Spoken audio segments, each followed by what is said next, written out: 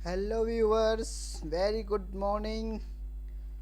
मैं आशा करता हूँ आप बहुत अच्छे होंगे और अपनी सेहत और पढ़ाई का बहुत अच्छी तरह से ध्यान रख रहे होंगे। तो देखिए दोस्तों, जैसे कि आपको पता है कि हम इकोनॉमिक्स की एक सीरीज चला रहे हैं जिसमें 11th क्लास की एनसीईआरटी की पूरी बुक कंप्लीट करने वाले हैं। इसी सीरीज को इसी सीरीज को आगे बढ़ाते हुए हम आज का जो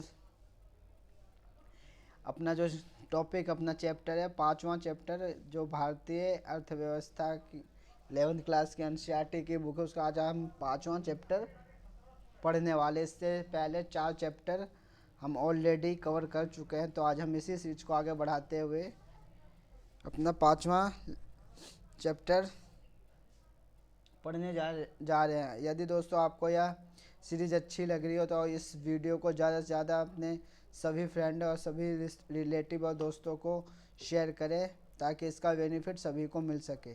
तो जैसे कि आपको स्क्रीन पर दिख रहा होगा, आज हम इकोनॉमिक्स 11th क्लास की जो इकोनॉमिक एनसीईआरटी की बुक है उसका हम पाँचवा चैप्टर कंप्लीट करने वाले हैं, जिसका नाम है भारत में मानव पूंजी का निर्माण।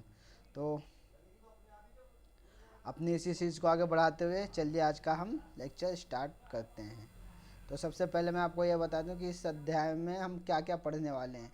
इस अध्याय में मानव साधन, मानव पूंजी निर्माण और मानव विकास की अवधारणाओं को समझेंगे। मानव पूंजी क्या है, मानव पूंजी में निवेश, आर्थिक समृद्धि क्या है। कुल मिलाकर हम यह इस चैप्टर में यह पढ़ने वाले हैं कि मानव पूंजी किस तरह एक किसी भी अर्थव्यवस्था की रीढ़ की हड्डी है और यह किस तरह किसी भी अर्थव्यवस्था में स्थिरता प्रदान करता है। तो चलिए हम आज पढ़ने वाले हैं, आगे चलते हैं। और एक बहुत बड़े ही अर्थशास्त्री थे अल्फ्रेड मार्शल, जिन्होंने कहा शिक्षा और निजी और सार्वजनिक निधि व्यय की सार्थकता का मूल्यांकन केवल उसके प्रत्यक्ष परिणामों के माध्यम से नहीं हो, इसमें निवेश मात्र ही लोगों को उससे अधिक अवसर उपलब्ध कराने में पर्याप्त होगा जितना कि वे स्वयं ही प्राप्त कर सकते हैं।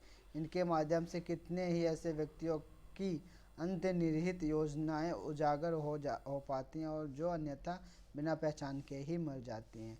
तो जो अल्फ्रेड मार्शल है यह कहने वाले हैं कि जो मानव पूंजी का जब विकास हम करेंगे तो हमारे पास बहुत सारे टैलेंट उभर के आएंगे, जिस कारण हम उनकी खुद की तो तरक्की होगी, साथ ही वो अपना योगदान देश के निर्माण में भी देंगे। तो देखिए, अब इस चैप्टर में हम यही पढ़ने वाले हैं कि मानव पूंजी होता क्या है। मैं सिंपल सी भाषा में आपको यह बता दूं कि मानव पूंजी से तात्पर्य यह है कि किसी भी मानव को इस काबिल बनाना कि वह अपनी जीविका में उपयोग आने वाली सभी चीज़ों को खुद अर्जित कर सके और वह इस काबिल हो जाए कि वह किसी के ऊपर निर्भर ना हो।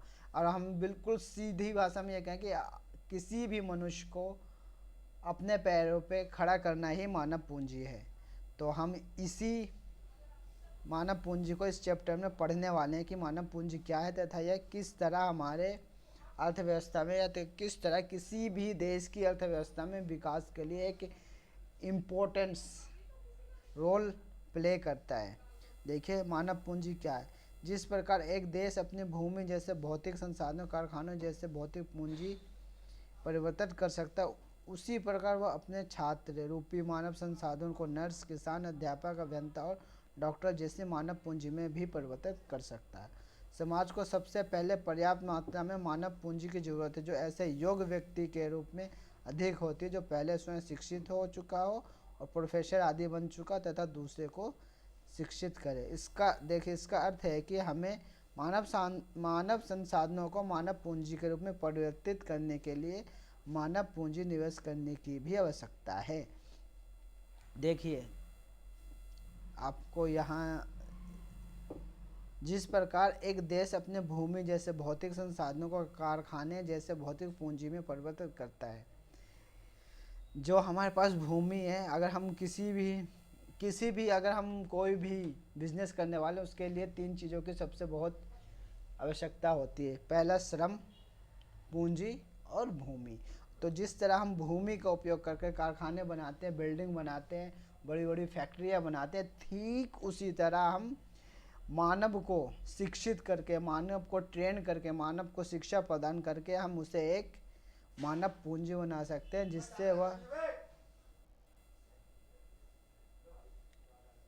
जिससे वह खुद का तो विकास करेगा ही, साथ ही साथ वो अपने देश का भी विकास करे, तथा हमारे जो देश की अर्थव्यवस्था बहुत ही तीव्र गति से आगे बढ़ेगी। तो आई होप अब आपको पता चल गया हो कि मानव पूंजी क्या है तथा इसे यह हमारे लिए क्यों आवश्यक है।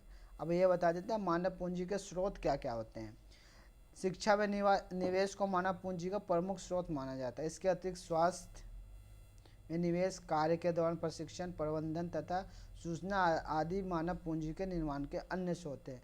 तो जो ये हम कह रहे हैं कि मानव पूंजी, तो हमने पढ़ लिया कि मानव पूंजी क्या है, लेकिन मानव पूंजी, मानव को इस काबिल बनाना कि वो एक पूंजी बन जाए, उसके लिए हमें किन चीज़ों पे व्यय करना चाहिए, किन चीज़ों पे खर्च करना चाहिए, तथा उसका जो प्रमुख स्रोत है, प्रमुख साधन क्या है। तो मानव पूंजी का जो प्रमुख स्रोत है, सबसे प्रमुख है, तो उसमें है शिक्षा।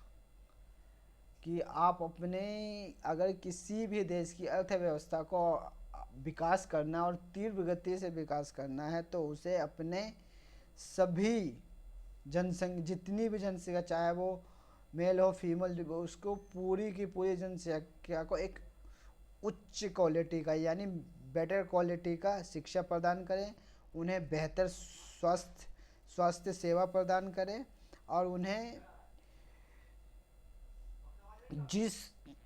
जो भी लोग जिस कार्य में ज़्यादा उनका मन लगता है, उनको उसी क्षेत्र में प्रशिक्षण दिया जाए।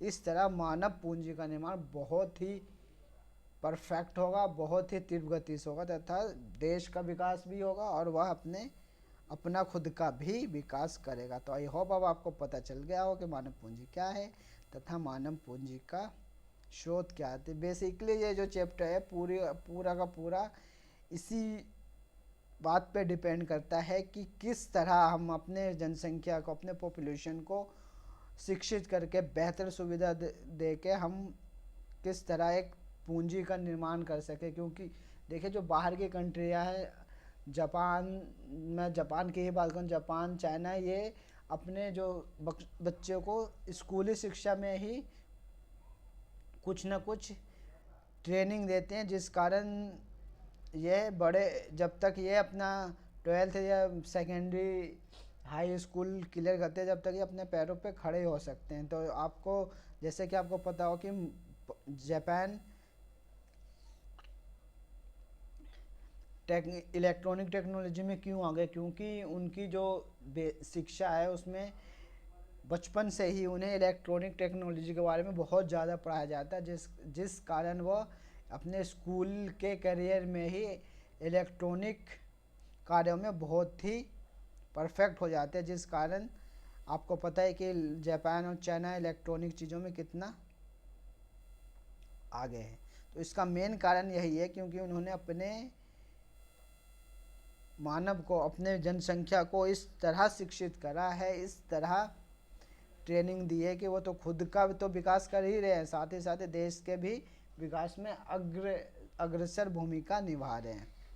तो हमें भी और हमारे सरकार को भी यही करना पड़ेगा कि ज़्यादा से ज़्यादा लोगों को शिक्षा प्रदान करें तथा उन्हें किसी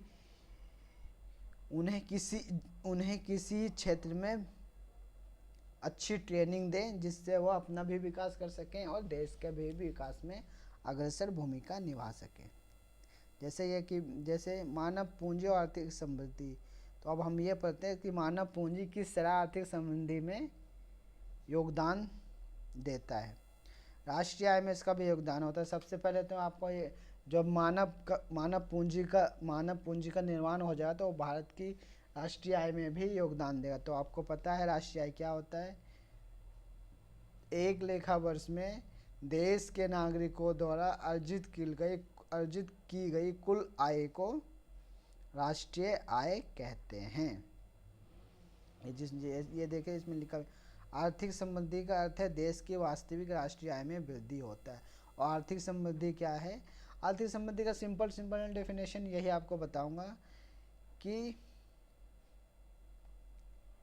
अपना आर्थिक विकास करना, अपने सभी ज़रूरतों को अपने आप पूरा करना तथा अपने परिवार की सभी ज़रूरतों को पूरा करना ही आर्थिक समृद्धि है। और अपना मोटे तौर पर हम ये कह सकते हैं कि अपने ज़रूरतों के लिए धन अर्जित करना तथा उसे खर्च करना ही आर्थिक समृद्धि। और यदि कोई भी देश का नागरिक धन अर्जित करता है और अपने परिवार की सही देख रेख करता है तो उससे हमारा जो हमारे देश का जो राष्ट्रीय आय है उसमें भी वृद्धि होती है तथा हमारी आर्थिक समृद्धि बहुत तीव्र गति से हमारा आर्थिक विकास होता है। देखिए इसमें लिखा भी, किसी शिक्षित व्यक्ति का योगदान अशिक्षित की तुलना में कहीं अधिक होगा।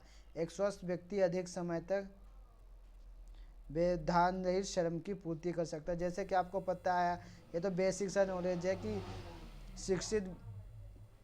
जो शिक्षित एजुकेटेड पर्सन होता है वो अनएजुकेटेड पर्सन यानी अशिक्षित लोगों से ज़्यादा धन अर्जित करता है, उसकी ज़्यादा सैलरी होती है, उसकी तनख्वाह ज़्यादा है। क्यों? क्योंकि उसके माइंड का विकास इस लेवल पे हो जाता है कि वह कम मेहनत करके ज़्यादा कार्य करता है तथा ज़्यादा धन अर्जित करता है। तो इसीलिए अगर किसी भी देश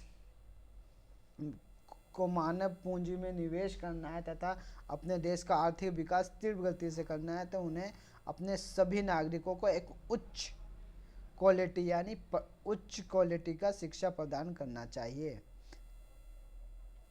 देखिए इसमें लिखा भी है, मानव की समृद्धित उत्पादकता या मानव पूंजी न केवल श्रम की उत्पादन को बढ़ाती है बल्कि यह साथ ही साथ परिवर्तन को प्रोत्साहित करके नवीन प्रौद्योगिकी को आत्मसात करने की क्षमता भी विकसित करती है।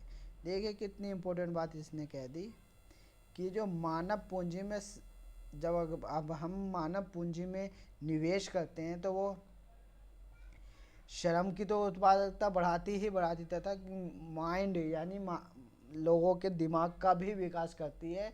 क्योंकि आपको देखिए पता है कि अगर हम किसी भी चीज़ के बारे में ज़्यादा पढ़ेंगे, ज़्यादा लिखेंगे तो उस चीज़ की हमारी नॉलेज, उस चीज़ में हम परफेक्ट हो जाएंगे तथा अपना उस चीज़ में जो हमारा दिमाग बहुत ही तीव्र गति से कार्य करेगा, जिस कारण हमारा तो विकास है ही है, साथ ही साथ नए नए प्रौद्योगिकी विज्ञान का भी विकास होगा, नए नए आविष्कार होंगे जिस कारण हमारे जो मानव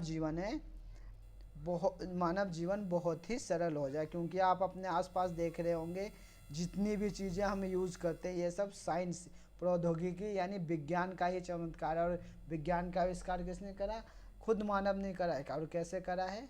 एक अच्छी शिक्षा प्राप्त करके और अपने माइंड का विकास करके उसने उस चीज़ पे नए नए खोज किए, जिस कारण उसने नए नए अपने जिसे कहते हैं नए नए प्रोडक्ट बनाए। जैसे आपके सामने ये फ़ोन हो गया। पहले के ज़माने में मैं आपको सिंपल सी एग्जांपल में बता दूं, पहले हम किताबों से पढ़ते थे लेकिन आज हम ऑनलाइन पढ़ रहे हैं।